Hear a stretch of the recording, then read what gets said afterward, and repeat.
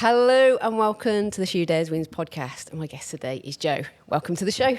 Thank you. I'm excited. You are my first jockey. So tell me how you've dared and won. I probably a couple, but I would say that I'd done university, I'd got a master's, and I decided to turn professional jockey, and I've not looked back since. At what age? Age 30. Okay, right. So normally it would happen. You get your apprentice license out at the age of 16. You work up the ranks. So as an apprentice, you have a claim, and then depending on how many winners you've had, you then kind of reduce that claim. So if you sometimes see some of the lads or some of the girls would have like a 7 next to their name, means that 7 is 20 winners. Okay. And then after 20 winners, you go down to a £5 claim. Right. And then after, I think it's 50, or it might have moved to 65 now, you then lose your £5 claim, you go down to £3, and then it's 95 winners, and then you lose your claim, and then you become a professional.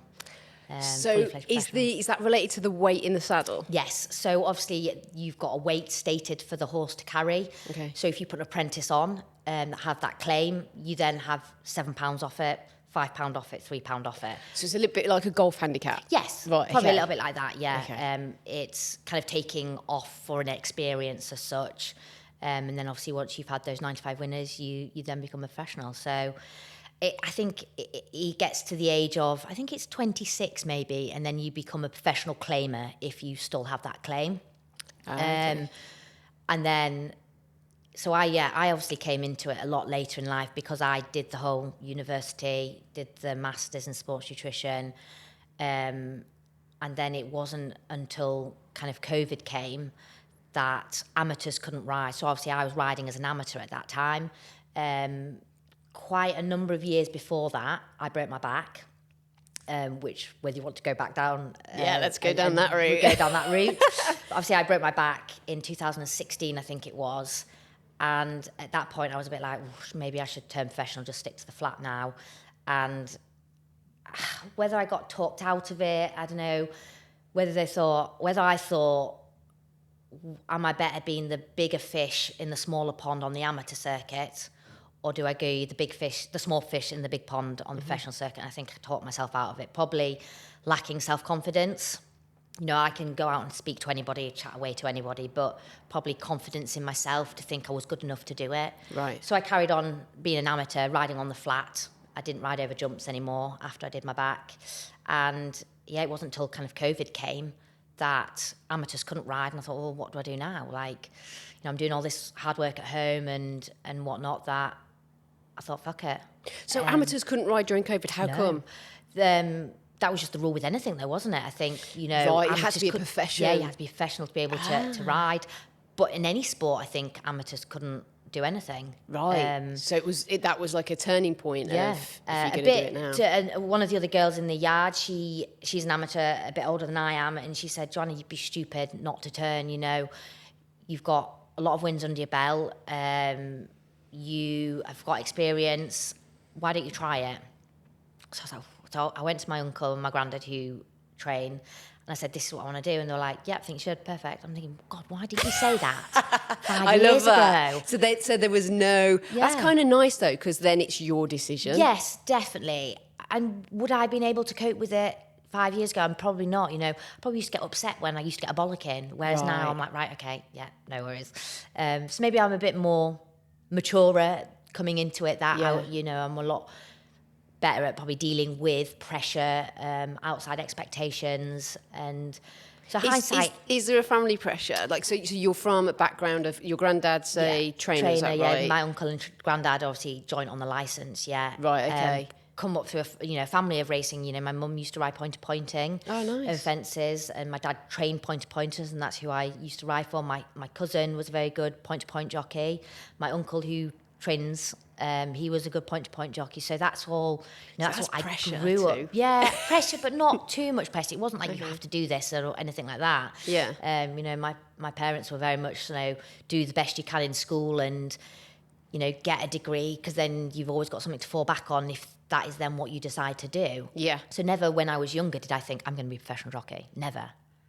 That's interesting. But always around horses. Always around horses. You know, I've grown up through Pony Club. You know, so thankful to my parents, taking us out doing Pony Club things, show jumping, eventing, Prince Philip Cup games, to tetrathlons in the summer. You know, that was my summers from like out of school and stuff. Like I was too busy to be naughty. Just ponies, having to get up, muck them out, tack them up, ride them and do all that. So, But at no point during that journey then were you like, I'm going to be a jockey? no, not at all. Especially a flat jockey. If I would have said it, I'd have said I was being a jump jockey. Right. Yeah, because like I say, I grew up looking up to my uncle, looking up to my cousin, who that's what they did. But obviously that was all on the amateur stuff. So that's why I went into pointing, doing that, because, you know, looking up to them, really, that's all I knew. So if the drive from someone from an outside perspective, if you become an amateur, in my mind, that would be because that's the route to then come pro. Yeah, so it's not always in racing. Okay. More so, it's a hard one. So as an amateur, you're not paid. You do it for the fun of it. So on pointing, you know, a lot of people, you know, they do amateur first and then go on to be professional. A lot don't. A lot do it because they've got another job and that's something they enjoy doing. So it's just it's a hobby, but it's still on the circuit and still going through the motions of a pro. Yeah, but they just stay as an amateur. Or, like most people, sometimes an amateur, they can't do the weight as being a professional. So the weights that you have to carry, so on the flat, it's quite low. So quite a lot of the amateur jockeys on the flat, it's a lot higher weight in the amateurs. Okay. So, you know, it's a lot more now people work in racing who have their amateur license. But it's because of the weight that they can't do the weight to be professional. So what weight do you have to get down to? So minimum weight's 8'2". 82 or 83, yeah. Minimum weight 8'2". When you say minimum, so then you've got to be either that or below? Well, no, you can be, I mean, obviously you can be a lot higher. Like I would sit in the summer at about 8'7". Right.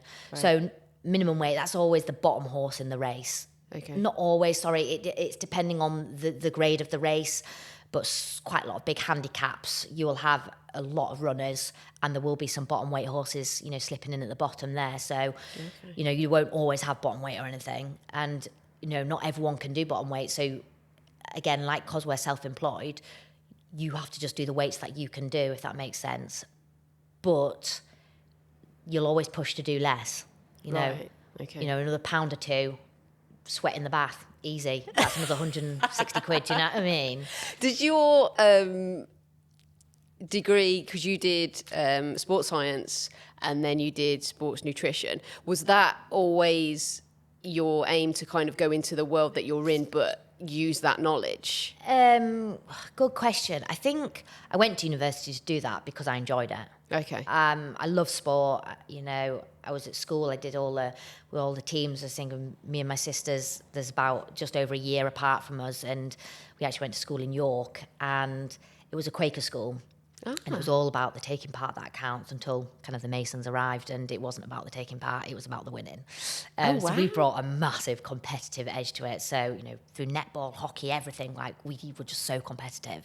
I think I once made a girl cry on the hockey pitch because I was just like, come on, pull your finger out. So kind of because of that, I love sport, and obviously growing up in a sporty family, I more went to university. I suppose it's life, you know, that's the next step up, and it was a kind of a degree that I enjoyed, and I found it easy. Like I'm dyslexic, so I found a lot of the academic stuff really, really hard work. Okay. But something I enjoyed, like sport, I could link to it, if that makes sense. I could relate to it. Right. So I found that a lot easier to learn about. Okay. So I did something that I enjoyed, and obviously I did an undergrad at Leeds Met, doing sports science, and then I got quite into my hockey there. So I was like, I might stay another year. So I ended up doing a master's in sports nutrition. Awesome. I'm always thinking, God, you know, could be doing something else, Joanne. No, I'll get a master's. And so most would say I'm highly qualified to ride racehorses. Yeah, because it's not the normal route. The normal route.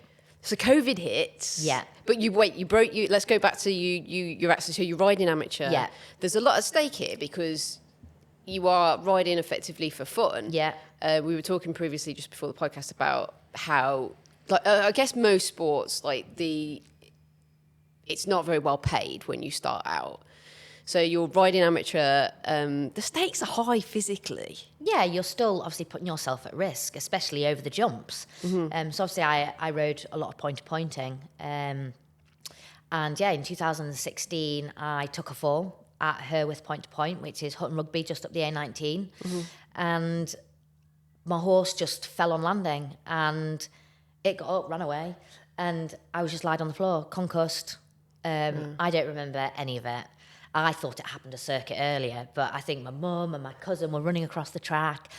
I think I was out for 2 minutes, concussed. Wow. Got onto the ambulance, had to go to hospital, so I also went to James Cook, and yeah, they found out I had a compression fracture of my T8 and T9, and it was unstable. So I was laid on my back for, I think it was just less than a week before they could operate on me. 8 pins and 2 rods in my back, and Wow. yeah.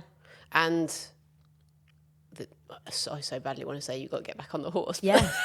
Is it so true? Yeah, it's so true. So that's all I've ever known is, as soon as you take a fall, you get back on, no matter what. Is that to just get the Yes, mindset? Definitely. Okay. But I obviously physically couldn't. And I think it was 5 weeks before I sat on a horse. And I think that is the longest time I have never sat on a horse before. Oh, wow. 5 weeks.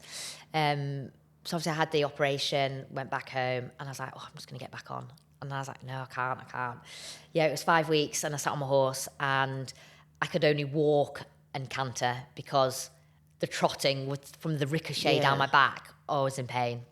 But yeah, but I had to get back on just to do it. Yeah. But I think because I was concussed as well helped, because I don't remember anything that happened. Right, okay, so the trauma of, potentially if you were awake, it would be a whole different story. Like I didn't feel pain or anything. No, I don't really remember the time in the hospital, if I'm honest. And I think my mum probably didn't realise until now, looking back, how much the concussion actually takes out of you. And you always think, oh no, I'm fine. And I think mum used to get a bit frustrated with me because I just kept repeating myself on things. And looking back now, I'm thinking I was not okay. I said I was okay. I was not okay. It's interesting you say that because I was chatting to Jenny, who's been on the show. She's pro snowboarder. She had concussion and she said that she felt fine. Yeah. But then there was these weird things like she couldn't talk for long, and then she had to sit in a dark room because she couldn't take the stimulus but almost because she didn't remember it, it's like it doesn't, Never happened. Yeah, never happened. Isn't that funny? See, she will have probably had it worse than I did. I mean, I think obviously I was in the hospital and on medication, so I never had the headaches. I never had any of that type thing. I suppose I just carried on life as normal. I was like, yeah, no, I'm fine. But yeah, if I look back now, I'm thinking I was not fine. It's always probably your speaking family. absolute gobbledygook. So you literally get back on the horse. Yeah. Then COVID happens. Yeah. You decide to go pro. What's the process then from you deciding to getting there? So you normally have to go and do a course at the racing college, but because obviously ridden as an amateur and under rules, I'd ridden about 38 winners. They said that I didn't have to go and do the course. I just had to do the fitness test. Okay. So we have these amazing facilities around the country. I think there's about 3 or 4 of them now, but we call it the Jackberry House. It's funded by the Injured Jockeys Fund. These amazing facilities, and they were the main thing of me getting back to recovery and getting back fit again, because if it was onto the NHS and having to wait for them, it would have been years. Right. It was down to them. We have hydrotherapy pools. They have, I was in the hydrotherapy pool for ages because I couldn't have impact through my back, so I was getting fit in the hydrotherapy pool and doing strength exercise work and from the gym and physio and doing all that. But because of that, I just had to go and do a fitness test in the Jackberry House, and passed the fitness test and gave me my license. Wow. But normally you would have to go through, I think it's maybe a 2-week course. You go through lots of lectures and stuff about the rules and regulations and nutrition and everything that comes along with kind of racing. So you literally had reached the point already of being able to qualify for pro due to the wins. Yeah. And then, so that's it then. Did you have a job as an amateur? Yeah, so I was always riding for my granddad and my uncle. obviously we have about 100 horses. So Wow. we're really busy. So yeah, within that, I started off riding a lot of their horses. Not all of them. There's other professional jockeys that you use, and obviously I was only just getting going really. And what helped, I think, is that I had a name on the amateur circuit. I'd won the championship. I'd joint win the championship twice before. So, trainers knew who I was. It wasn't like I was turning 30 and I've just started racing, if that makes sense. Yeah. So I've had a lot of experience on the amateur circuit riding in races. Do amateurs also ride alongside pros? So on the flat, no. Okay. On the flat, it's separate races. So I think there's one today actually. There's an amateur race at Hamilton. It is just amateurs riding that race. Okay. Over jumps, yes. I think that's maybe to do with the weight. Right. But amateurs can ride against jump jockeys, but they can't ride against the flat jockeys. I think maybe because it's a lot quicker, a lot tighter. Right. The stakes are a bit higher. Yeah. Okay. Right. So what was your first pro race like? Oh God, my first pro race was at Chelmsford. It was on a legend of a horse that I've ridden. I think I've won on him 10 times before in amateur races, so I knew him inside and out. But I was riding against like Frankie Dettori. Really? In your first pro race? Yeah, like jockeys that you've looked up to, and then you're riding with them. I didn't do any good, but it was just amazing. Yeah. But then I've ridden in races before, so it's kind of just another race, and then as the years have gone on, I've just gone busier and busier, and like I say, I'm riding most days now. And like you said just before we started, that it's the only sport where women and men race together. Yeah. Like they do it. Compete together. Yeah. So there has been a massive stereotype of men are stronger than women, but it's not about strength. There's a lot more behind the scenes that goes there. It's the knowing your horse, or knowing the pace that you're going, reading a race, being in balance with the horse. So it's not about strength. Physicality. Yeah, no, not really, no. That is if anything, fascinating. women, I think, can do the weights better because we've got lots smaller figures. Right. If that makes sense. So I think we can do the weights a bit easier, if that makes sense. I think, obviously, males are a lot stronger and stuff, so they struggle with their weight. Would you say there's like a competitive advantage in on a flat or jumping to be male or female, or? Not really, because you're riding as one. In essence, we're jockeys. We're not female jockeys or male jockeys. You are a jockey. Right. There are a lot less females riding. It's got a lot more than, Hayley Turner and Holly Doyle are two really good girls who have paved the way for girls now, showing that, you can do it. Back in the day, there was no female jockeys, and, they've done an amazing job of breaking down those barriers. Holly at the moment is one of the top females and in the top, top 10 jockeys now. And, it shows it can be done. And, Safi Osborne's coming through now, doing an amazing job. She's actually just off injured at the moment. And I'd be one of the top 2-3 females in the country. But you just want more girls coming through, and there is a lot more nowadays. Right. A lot more apprentices coming through and paving the way. But it's just not easy whether you're a male or a female. No, it's when anyone watching from the outside is like, I mean, it scares the hell out of me to think that you could ride at those speeds and do what you do. The physicality, the mental side of it. What do you think is why do you think we've not had many women come through? Is it because, as I've likened this to construction, when I chat to people, I'm like, it's not for everyone. So you can't, it is a hard thing to do. And is it just the reality of, we perhaps don't have the confidence to do that? Or can you a lot of people can't put the finger on it. That is one thing I can't put the finger on. But and what's really, I don't know what the breakdown is, because if you go into yards, the majority of the staff are females. That so look after the horses, that do the riding out, that do all the hard work behind the scenes. Yeah. So what is that leap that's stopping them from saying, I can be a jockey? So would they, in training then, you'd be racing at speeds, you'd be doing the exact same thing with the horse? Yeah, you won't be going as fast. Right. you'll just be, doing their daily canters and once a week doing pieces of work. So that'll be getting the heart rates up and doing a bit more interval, raising the heart rate rather than the constant going out for a jog as you would as an athlete. Yeah.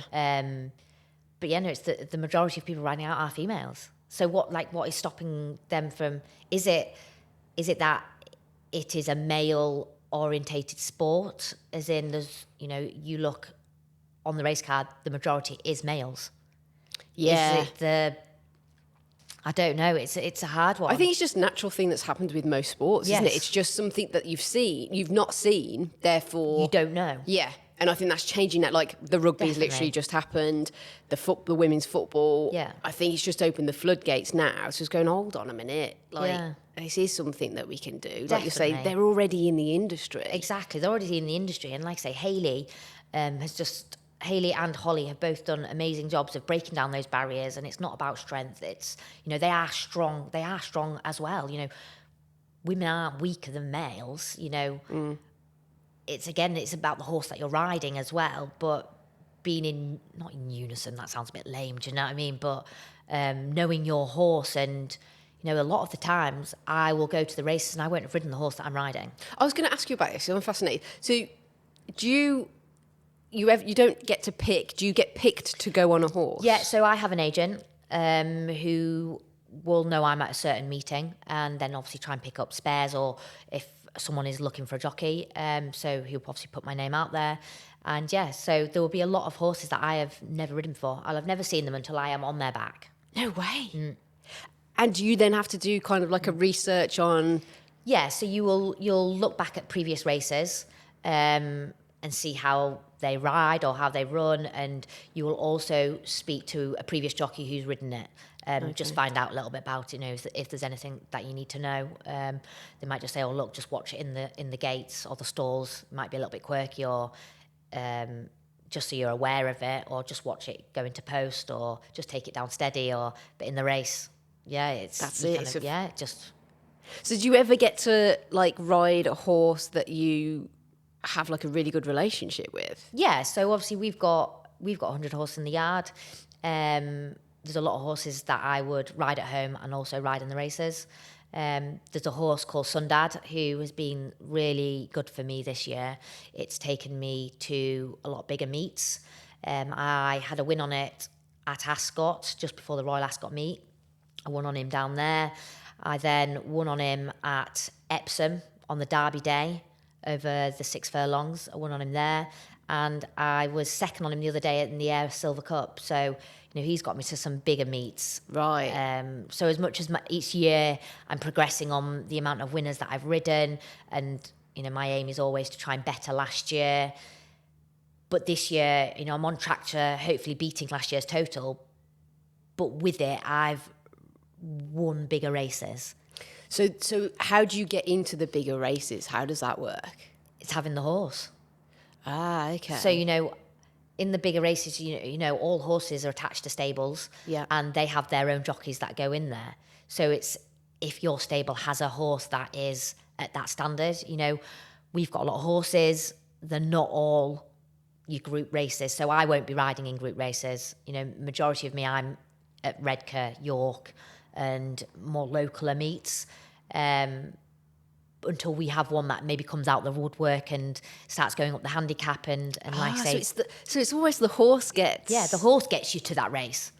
So, but could you randomly be invited to, say, if there's a horse that's going to a race, but there isn't necessarily a jockey for it? Is that how you could get the opportunity then to step up into that? Yeah, and then they could. look at who's coming through or who's right. Okay, Yeah, so or it's two who can ways do in. the weight as well. Sometimes maybe you've got a good horse or a horse that's got into a big race, but it's on bottom weight. Not many people can do bottom weight. So therefore, your pool of jockeys has narrowed a lot slightly. So you then pick. So that can give you the competitive advantage if you're ready to go to. Yeah, exactly. And then, I had, we have something in England called the Sugar Cup. So it's a team base, but you still ride as the best of your ability. So, we're obviously split up into teams, and it makes it, I think it's trying to find a bit more trying to get more people into racing, because that's the thing is with racing, you know, some people think, oh, you have to be involved with it to know about it, if that makes sense. And it's trying to get people from the outside in. Okay. And so it's kind of a bit more of a team event, trying to link to a team. And so part of that, so a couple of years ago, I got invited to be part of the girls' team. And I rode a winner for a top trainer down south, Mr. Haggis. And from that, because I'd ridden a winner for him down there, I've then ridden quite a few winners for him since. And not a lot. So if he's ever sending horses up here, he might put me on him. Or I rode a really nice horse for him at Nottingham this year, and it won. So just having those opportunities for something to open the door, just to say, look, pick me type thing. That you've maybe ridden for that trainer, and then they might give you some more opportunities. But it's a hard world to not get into, but to get picked by those trainers or picked by certain trainers. That's not your yard, if that makes sense. I guess you've got to, at the end of the day, everyone's looking for a winner. Yeah. And it's making sure that effectively they get that. And I think it's like anything, you've got to show your worth, haven't you? Yeah. But it sounds like you're well on your way. And trying. Yeah, I think you that's just got exciting. to work so hard. Just keep your head down and keep working, you know. you said you're racing most days? Most days, yeah. 7 days a week, there's normally racing. And training every day riding, too? Yeah, riding out every morning. Maybe not on a Sunday, but there'll be racing on a Sunday. So yeah, yesterday was Newcastle, so I was up at Newcastle, had 3 rides up there. So yeah, no, most days is racing. So that's multiple races in one day? Yeah, multiple, yeah. So Okay. you can have up to, I think sometimes there's 8, 9 races. You know, you could be in 8 or 9 races in a day. Oh, wow. You know, sometimes I can be on 5 rides, can be 3, can be 2. It just depends what horses are running to what you're jocked up on. But, you know, every day you are riding. So, and it's not just that, you know, like I say, it's the morning's work beforehand. They're riding 6, 7 horses before you go there. You're then driving, you know, you can be down the road an hour. You could be up to Musselburgh 4.5 hours. It's a lot of time in your car. It's a lot of things that I think people wouldn't appreciate goes into it. Massively. And then we were talking about payment before, about when you sent me the article that says per race, I think you said now it's about 150. Yeah, something like that, 150, 160, yeah. And you make the money through the winnings that you get a percentage of. So I think people see like the tops and they're like, oh yeah, like you said, like they can make so much money. Yeah. But there's so much on the grassroots that if you said to someone, you know, it's a sport that, you know, when you come off a horse, it's going to be pretty bad, potentially. Exactly. Especially on the flat, though, as well, because you're going 35, 40 miles an hour. So it's 40 mile an hour, roughly. Yeah, in the sprints, yeah. I'd be Like clean if you off fell dear off life. that speed, yeah. And you're not sat either. No, you're stood up, obviously, and it's all, like I say, it's all balance. But yeah, obviously, falls don't happen as much on the flat. Right. Because we've not got fences or anything, but they do happen. And Yeah. when they do happen, they hurt. Yeah. So you're stood 40 miles. What's the time length that you're stood for? So obviously, the race length can be 5 furlongs, which, oh God, I don't know, relationship to yards or anything like that. Just time-wise? 8 furlongs. So it can be a minute to, 2 mile races will go for ages. 3 minutes. God, that's at that speed, and Yeah. But obviously, a lot of the time, you're sat travelling. Yeah. You're not pushing, unless you're on one that's so lazy that you have to push it the entire way. And that is knackering. So this is I when think you're... I think I'd rather a keen... I always say, I don't know whether, I think I'd rather push one for 2 miles than pull one for 2 miles. Like actually pulling one, like one is keen and trying to settle it, that is exhausting. So you don't just let the horse go? Oh no, you've got to ride a race on them. So, you know, if you have a keen horse and you just let it go at speed, you'll run too fast and fall in a hole. So it'll burn you've got out. to try and like conserve energy. And when they are tanking you, it is the most exhausting thing. That's fascinating. So do you know, like, how do you make that relative when you're on a horse and you know, is that just something you feel? So yeah, you can feel it. But obviously, if you've never ridden the horse before, you'd watch its race and think, God, this looks quite keen. And the key sometimes to a keen horse is get cover. So if you can get in behind another horse and try and switch them off, try and think that they're, just Following. drop it. Yeah, just follow in and just try and... Sometimes it doesn't happen. Sometimes they just try and run even keener. Sometimes you might have to drop a keen horse out the back. So as much as, you can probably see punters that'll be like, why are they too far back? Well, it's a keen horse. If I'm too far forward, you've got other horses racing you, as in upside you. Some horses will just then lock on. So you're wasting energy. The main thing you need to do is conserve energy for the finish. Because that's when you want to be doing your best work. So every horse is running a different race. Every horse is running a different race, yeah. And you've got to then know about, that's the research that you're doing behind the scenes. Is this a settled horse? Does this normally get ridden up with the pace? Not every horse has a turn of foot. So if you've got a horse that is quite slow, and depending on the distance of the race, you might have to be quite handy and you have to make it a good gallop, because if they go slow and it turns into a sprint, you don't have a turn of foot. Some horses have a turn of foot, so if they go steady, you'll know you have a turn of foot and you can quicken away. Or if you've got a keen horse, I've got a keen horse for my cousin who trains it, Valley of Flowers. If I ride it in amongst horses, I cannot hold one side of it. But drop it out the back, drops the lot. I can Really? So you'll literally come up the back and then it will just... And then I'll start creeping into the race. And then I have to judge the race, which makes it so hard, because you've got to think, look, are they going slow? They're going to sprint here. I need to be at the point when they quicken. That you're there. That I'm there. So it's then creeping into the race to then, when they quicken, that I'm on the pace. So it's reading a race all while you're riding your horse, but also reading the whole race, how that horse is going, which is travelling the best, which horse can I track, which can I follow it in, which one's a fancied runner, where's it going? There's so much you're taking in just by the horses around you. And how much of that, so like if there was a pie chart, like how much, is it all pretty equal in the attributes that you've got to have, like the mental, the knowledge, the physicality? Is there anything that overrides? So my granddad would say, you have to be able to talk, if that makes sense. So being good with the owners, being good with the trainers. Okay. Because they're the one that are getting you the rides. Mm-hmm. So actually, if you are a good talker, you'll get more rides. So therefore, you've got more opportunities. But as a relation to riding, that's a good question. And I've probably never kind of worked out what... And obviously some people are going to be stronger in other things than other things. Yeah. Oh, that's a good question. And it'd be really interesting to kind of do a little pie chart and think, well, actually, we could give a little bit there and probably take a bit. But I think as a whole, you need all of the attributions to work as one. So it's a system that you've got to... And so, like you say, there's going to be some people that have got the experience of riding on the horses, but might lack the physicality. Yeah. But you could still get there. And like you say, the horse... Is there any... So if you are speaking to a jockey, you've never rode a horse before, but you speak to a jockey who normally would ride the horse, it might be controversial here, but is there any chance that jockey would not give you all the information because you're riding Good their question. horse?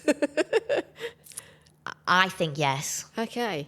So culturally... So sometimes it's taking what... I mean, for me, if someone was riding a horse that I've ridden... Yeah. I can't be at that races because I'm somewhere else. Yeah. So since COVID, we were able... So before COVID, you were able to do double meets. So you could go to one meeting and then go on to another meeting. Ah. Now you can't. You're only at one meeting. So say if the majority of the horses that I ride would be at Catterick, then I can't ride at Hamilton. Okay. But some of my other horses might be running at Hamilton. So I'm looking, which have I got the best chances on? Probably the ones at Catterick, say. So someone else has to ride those other horses. Well, we have other jockeys in the yard, so that, they'll probably use them first. But if there is an outside jockey who's riding one of your horses, I would freely probably tell them, this is how it likes to be ridden, or this is what I normally do with it. Just watch it in the stalls. I'd like to give them the heads up, because if anything was then to happen and it did something, I wouldn't forgive myself. Yeah. I think there are some people who might hold something back. Would they not want you to win on it? Maybe not. But for me, I was thinking, God, if that horse goes and runs well, I'd be happy out. Yeah. I want it to go because it's yours, and then I want to see it do well. Yeah. Obviously, I'd love to be riding it, but I'm not there to ride it, so I can't split myself in two. It's fascinating, isn't it? Okay, completely novice question here, but do people bet on the rider or the horse, or both? I think both. So as a jockey, we're not allowed to bet. Mm-hmm. So I think some people probably betting, whether it's for fun, might follow a certain jockey. So they might back, or they might follow a certain trainer. So if you're maybe riding a horse for that trainer, Okay. their horses are running well at the moment, So a family relation of ours, Tim Easterby, his horses are running really well at the moment. So, people will be backing his. I think he had a treble yesterday at Newcastle. Right. And they had a big winner in Ireland as well. So his horses are running really well at the moment. So people try and side with trainers, maybe that horses are running well. But I do think people also have jockeys that they follow as well. Or there's the absolute newbie like me that's like the shirt. Yeah. Oh yeah, the colour. That looks a really pretty colour. Yeah, probably, yeah. Oh, that horse looks really nice. I'll back that one. Or I'm no like, form at all. No, or I'm like 30-1 because if I put a fiver on, that's big winnings. Yeah. Is that true? Yeah. So because there is that personal side of thing, isn't it? If a jockey's got a story, or I think when I should know her name. You educate me. The first lady that did the Grand National. The one that won the Grand National, Rachel Blackmore. Yeah, I think I put a ton on because I was like, you got to do it for the girls. Yeah, for sure. So then you get into like the racing culture, which in our country is quite, it's been there a long time, isn't it? And then you'll have like, I guess like the Saudis and then the big investment that comes with it and how that changes the sport. But how do you feel? And I don't really tend to go into the like, what's it like to be a woman, whatever. Yeah. But how do you feel with the culture? Like, is there anything where you've been like, this sucks, or predominantly has it been a great experience? Great experience. That's good. It's as general as a jockey, it's not easy. It's hard. Mm-hmm. You have to put the hours in. You have to work hard. You've got to be fit as you can be. You've got to do the gym on your spare days. You're riding out most days.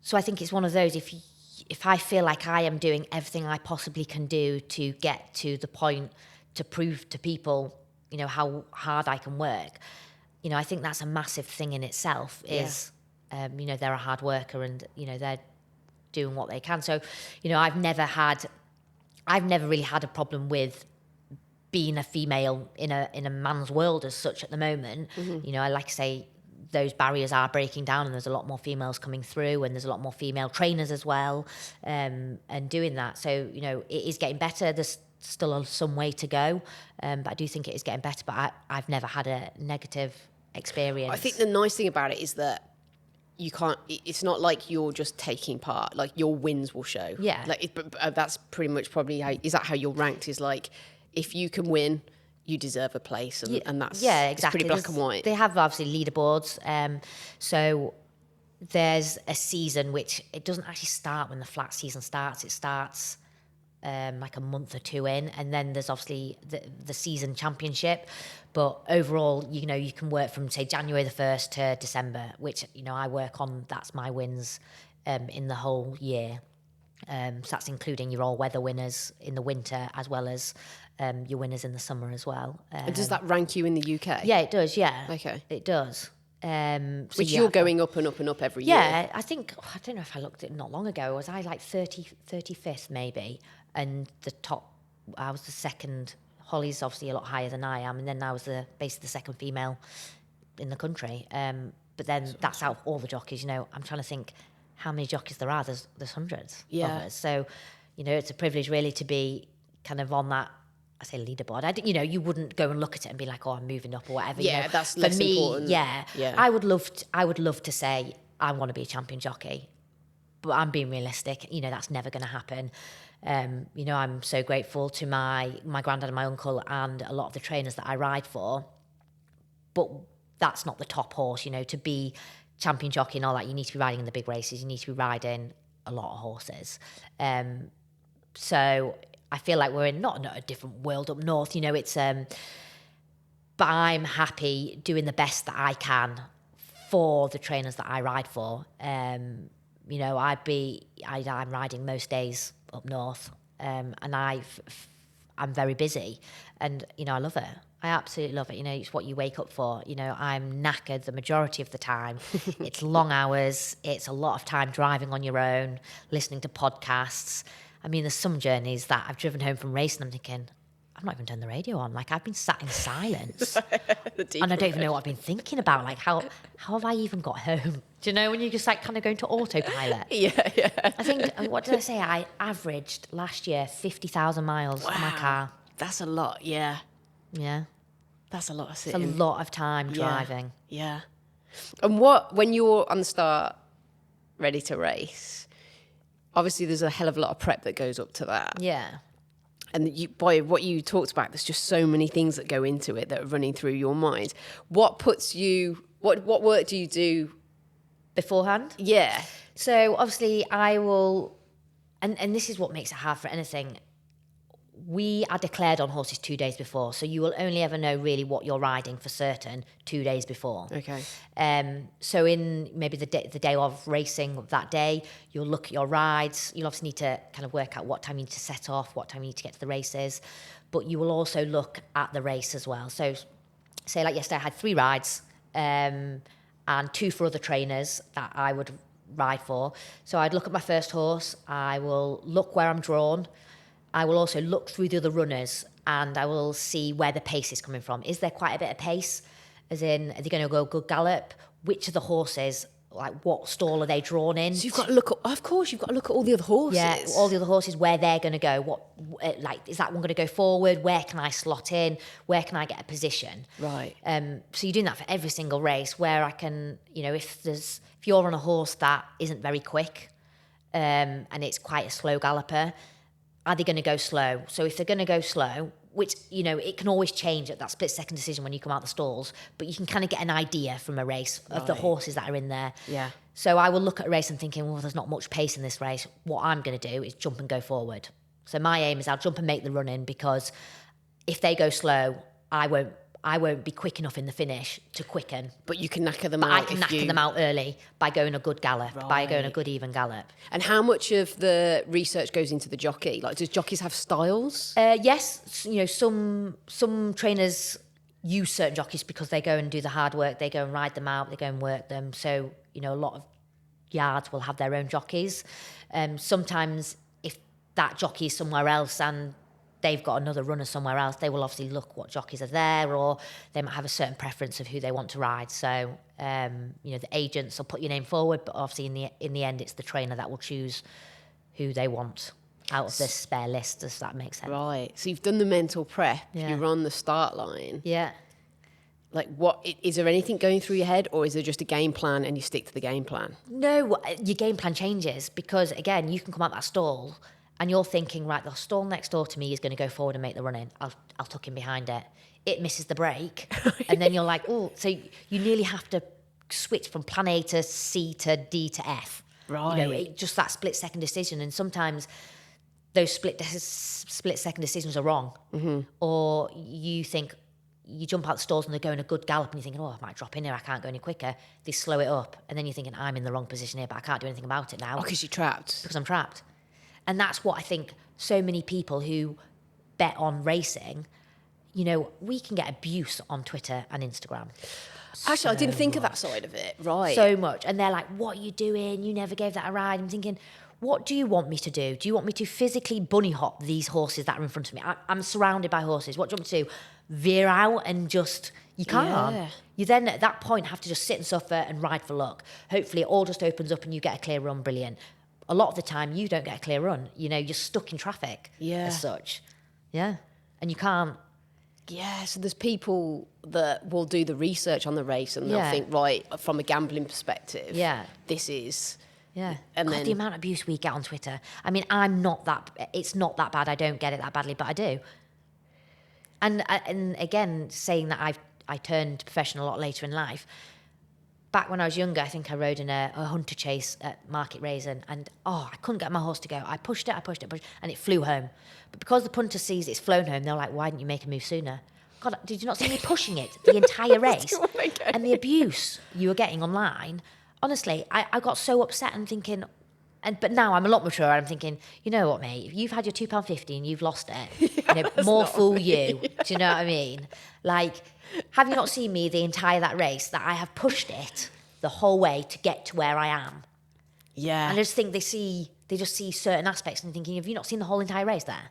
I suppose with most sports, like there is gambling with sports, it is a big part of it, but it's not the be all end all. People turn up to watch. Yeah. Whereas racing, they don't. No, a lot. See, you can, in the midst of winter, at, say Wolverhampton, there's nobody there, but people are in the betting shops watching you betting. That's what they do. Do you know? It's the betting that kind of fuels racing. Yeah. As a rider, I know you can't bet on stuff but as a rider, say tomorrow you couldn't ride.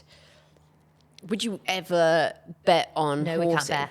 No, Bet but at all. Oh, at all for your At all. whole. Well, I think technically you could maybe bet on football and stuff, but horse racing, nothing. If you weren't a racer, but you had the knowledge of what you had now. Would you bet? No, Yeah. I still wouldn't. I think, what a waste of money. I keep my money. I'm so tired. I'm such a Yorkshire person. I'd be like, would I be willing to lose £5? No.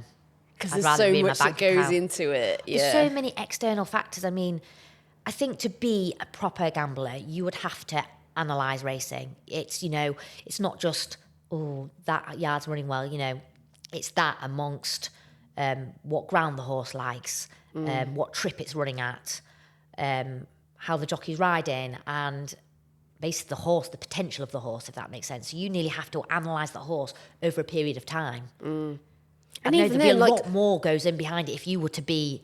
I couldn't do it now. and horses must have bad days, like Oh, humans. yeah, definitely, like humans. They're But not then people who are feeling backing it. them are thinking, "What you doing?" Well, sorry, I just pushed didn't it and wanna it do didn't. today. It didn't Yeah. go. I'm doing it to the best of my ability, and I'm trying to put the horse in the best possible position to win that race, to finish the race. Yeah. And yeah, like you say, they're not machines, and I think sometimes people think they're machines. Yeah. No, They they're have animals. they have feelings. They have Yeah.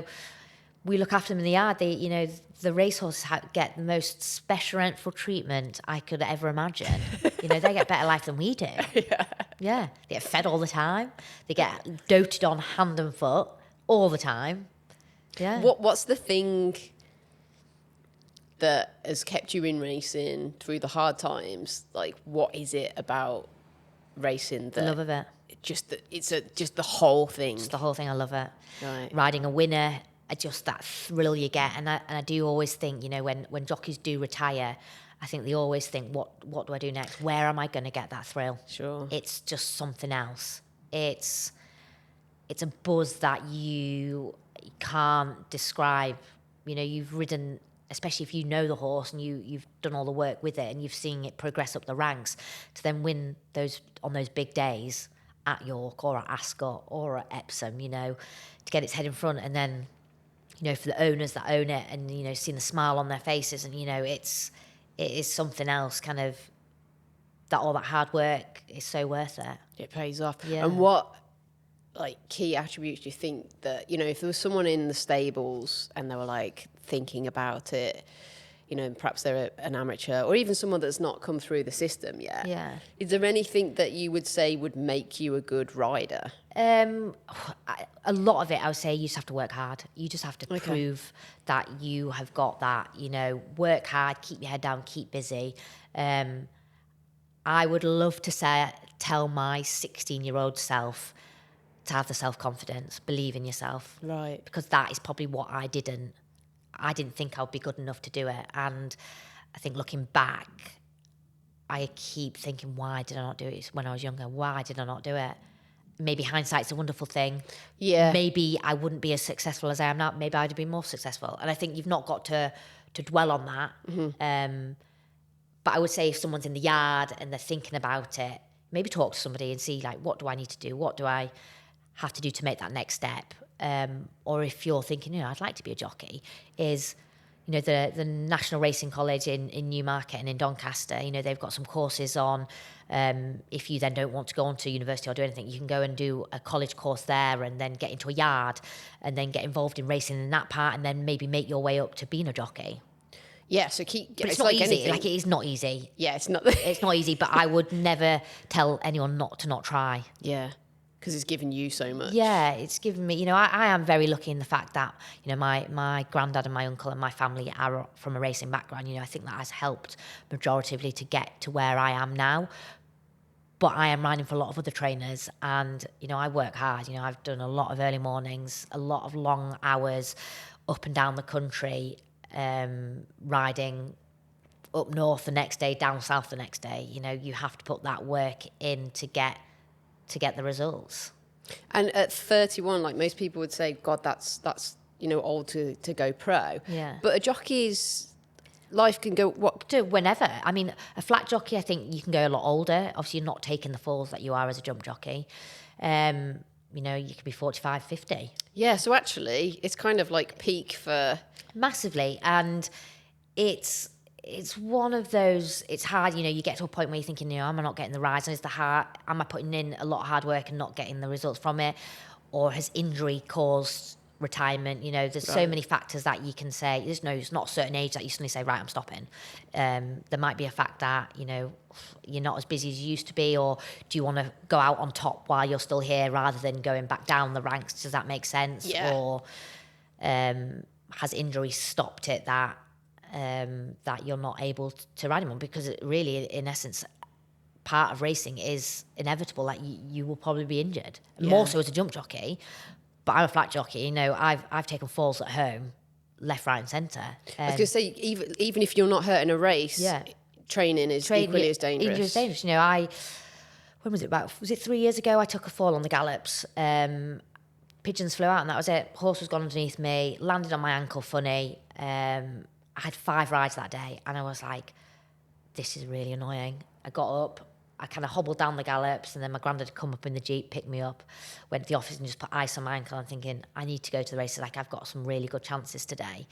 And this was I don't know how jockeys are so different to, say, footballers, where you see, God, they get like tripped over and they're like rolling around on the floor, and you're thinking, I've actually broke my ankle and I'm here on, like, gonna ride. At that point, I hadn't realised I'd broken my ankle. I was like, I think I'll be fine, like, it'll be grand. And then I thought, maybe I should just get checked out. And so obviously I went to the Jack Berry house, and they said, look, maybe you should just go for an x-ray, get it checked out, and then you can kind of clear it off. So then I've had to turn down the rides for the day, which is really frustrating. Like, I'd be the first one that I'd be there, fall off, get back on. That's what we've always said. I went and got an x-ray, and I had a spiral fracture of my distal fibula right at the bottom of my ankle. Ooh. I'm thinking, it's not that bad though, I'm not in pain, like, it's be fine. Well, in the days that came, my ankle just swelled. And the bruising was horrendous. I was out for 2 months. 2 months with a broken ankle. And back race riding again, yeah. So most people would, what would you be out for a broken ankle? Months. Yeah. It was like when I broke my back. I had 8 pins and 2 rods in my back. 3 months and a week I was back race riding. Jeez. And all down to the Jack Berry house, just every single day, physio, hydrotherapy pool, just strengthen him up so that when you get back on a horse, you've lost no fitness. Yeah, the fitness. What does the fitness involve off the horse? So obviously, like I say, the Jack Berry house is amazing. They've got the gyms there. They've got the time that, if I've got days off, I will try and get to the Jack Berry house, keep on your fitness. But really, you're riding out 7-8 horses every day. You're then going racing and you're riding. So actually, when you're on the horse. Yeah. So when you're busy race riding, sometimes it's being able to fit it in. Yeah. But actually, you're fairly fit if you're riding 5-6 races every day. Yeah. You've ridden 7 horses out beforehand. You are maintaining fitness anyway. And nutrition as well, because you've got to fit. Which is not there's much, the way. By the way. Yeah. So you're always you're living on like fresh air and coffee. Basically. No, I'm not that bad. I definitely have to watch what I eat. Mm-hmm. So it means, I can't have takeaways every week. And I think it's definitely helped from my masters in sports nutrition. I was going to say, knowing what I should have. Yeah. But that was, 10 years ago. I mean, times have changed a little bit there, and, as much as you can say you should be having 1,500 calories, some of the stuff you can't physically eat that much. So it's just maintaining weight. So I think the busier you are, the easier it is not to eat as much. But it's not that you're not eating. It is, but you've just got to choose the right things. So is it harder to make sure you don't take enough calories, or is it harder to reduce? Like, as in, it's harder to not take it, as in to take in too much. Right. As in, you're in essence, you want to, because you are burning, but you don't want to. You can't eat too much, because if you overeat on your calories, that means your weight's going up. And it sounds like it is an obsession. It's an obsession because you're weighing yourself every single day nearly to know what weight you are. And as a female, we're different to males. They're very level, whereas you'll know as a female, our weight can fluctuate. Of course, with cycles. Yeah, And fluctuate so much. Well, I could put on 4 or 5 pounds on coming up to my period, yeah. Yeah, so then you've got to know your body and you know what, So then, depending if you've got a light weight on that day, well, then, you obviously know what weights you have 2 days before, so you try and taper down the food. So maybe you'll be more on the protein than avoiding carbohydrates. Maybe start doing some interval sprints to deplete your glycogen stores, and then your last minute resort will be sweating. Oh, so sweatsuits. Sweatsuits, going out running. You might get to a point where you're physically exhausted because you haven't been taking in the calories. So you are then resorting to just sitting in a bath. Honestly, you can sit for 2 hours in and out of a bath sweating. You could 4 or 5 pounds. What about sauna? Yeah, so we used to have saunas on track. Due to COVID and infection and this, that and the other, they took the saunas out, and trying to implement, we have nutritionists who try and help us and to eat better, do and control. So it's like last resort, right? But basically, sweating is maybe the day of racing. So you can spend 2 hours in a bath. Oh yeah, easily. It's like boxing. Yeah, but then boxing, they can rehydrate before they box. We can't. You weigh out that weight, you have to weigh back in again that weight. So how long between the official weigh and is the official weigh right before the race? Yeah, right before the race. Yeah. Okay, so the horse then goes on the saddle then goes on the horse. Yeah, and then you they tack it up. You go out, ride the race, come back in. You have to weigh the weight you weighed out. So if you've got light that day, so if I have 8.2, yeah. I brought some saddles in, didn't I? Yeah, I'm going to show you that, yeah. So the small saddle is what I will use if I have bottom weight. And in essence, this is not my bum sitting in it, because obviously we're stood up in the saddle. So it's just wenching the stirrups to the girth. And it's just obviously from where you can balance on. But I will have that. I will have one pad, which is like a thin pad underneath. And obviously, but that way you have to be dressed as well. I've got the silks on, I've got my breeches on, I've got my boots on. So I'll have a lot lighter boots to do all that. But, I'm on bare minimum. Like, I won't have a T-shirt underneath. I'll just have my back protector and then nothing underneath. Whereas I've got heavier weights, I will have more layers on. Right. But, so you get weighed at the end. So if you've lost weight during the race... You won't really. You wouldn't. I mean, it's not very long. Your race is, a minute to 2 minutes. You won't... Unless it is really warm or it's pissing it down with rain, there'll be a consistent... You will weigh in a bit heavier because everyone will be the same. So what's the purpose of weighing you after? Because it's to do with betting, isn't it? It's, to make sure that you've not snuck... Yeah, it's you won't put extra weight on, whether you've took weight out to make your horse a better winning chance. You've got to, How would that even be possible? But I guess they just have to cover Well, if I've got a heavier weight, you'll just, take off layers or take off... Oh, in between getting on the horse and being weighed. If the horse is running with a lesser weight, it's going to be a bit easier. Yeah. I'm going to show you... I'm going to get your saddles. Yeah. Because I was fascinated by this. My different saddles, yes. So these are my saddles. So this one, I'll do the first one. If you're listening to this, you need to hop on the YouTube so that you can view these. Yes, you have to watch. So this would be my main saddle. Okay. This is my heavier one. It also has like little weight pockets. Oh, so yes. for heavier weights, you can put weight in. Right. And also have a lead cloth as well. Okay. But this is also quite good because you can take your little weights out as well. Okay. So depending on the weight that you're stated to carry. Right. If then this is too heavy and I've got a little bit lesser weight, this is my middle saddle. Uh-huh. So it's a little bit lighter. Yeah. And then this is my smallest saddle. Which is barely a pad. Yeah. Yeah. So obviously there's the girth straps, which the girth will then attach to.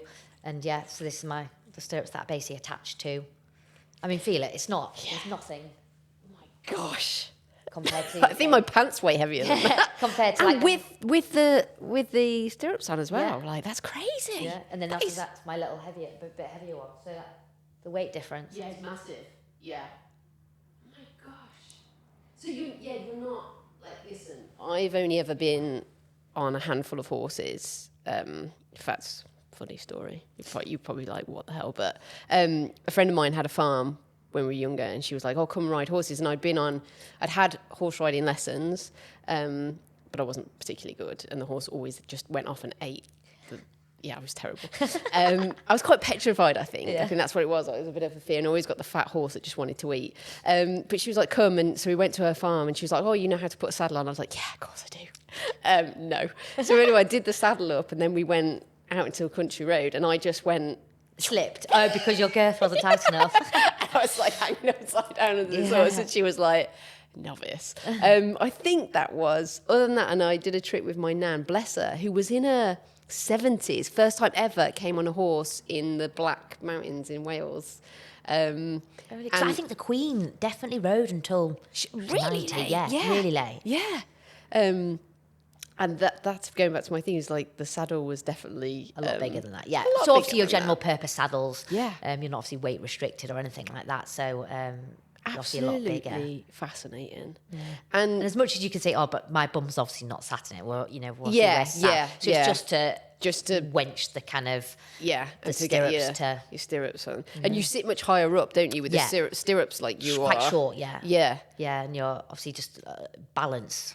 Yeah, it's a lot. And it probably, and when you rode, were you really sore afterwards? Yeah, oh my God. Yeah, because so it's you Worse just than a bike. using muscles that you just would Yeah, never use. thighs, Like yeah. your core. Yeah. You have to be so core strong. Yeah. So actually, as much as we can say, like quite good for Pilates, really good core strength. I know I did a Pilates class once when blood that was piss easy. Like, oh my God, really? 2 days later, my core, I'm thinking, freaking heck, like that.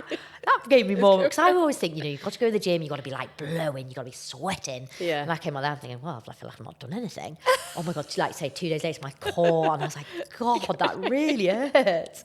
But yeah, no, that is the main thing I think about riding is core, like, you know, but seeing people that have never really ridden, I'm not talking about racehorse now, just going and riding. Yeah. Getting them to trot, it is just a totally different skill. Yeah, and like into a canter as well. I used Yeah. to think, oh my God, I'm going so fast. Yeah. But it is incredible as well to know that you're on.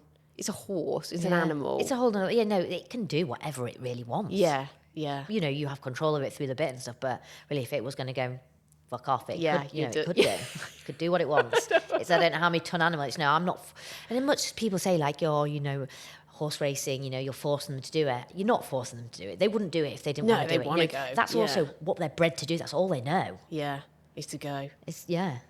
All right, before we finish up, it's absolutely fascinating. I could sit here for hours with you. And I'm so glad that you made the jump to pro, because, you know, you should have. Like, that's your Yeah. thing now, isn't it? Is there any race or horse that would be like the dream? Oh, you'd always say like a group race, and especially if it was at York. I think being a local track, you know, I grew up my school, my primary school, my secondary school, sorry, was just up from the racecourse. So, you know, I've always seen York Racecourse as this big, amazing place. To ride there is just absolutely fascinating and brilliant. And I think it was last year or the year before at the Sky Bet Ebor Festival, I had a winner there, and just the atmosphere and to ride a winners at York is just something else. Okay, so York's I think the one of the fave. big races at York, it would be a dream come true. But I still feel like I'm riding a dream at the moment. You know, each year just keeps getting better and better, and I'm as busy as ever. But yeah, I love it. Amazing. Well, thank you so much for chatting today. Your story is incredible, and yeah, you've definitely dared and won. Oh, thank you. No, thank you for inviting me in. I You're hope welcome. all your followers enjoy our story. Yeah, they definitely will. I know for sure.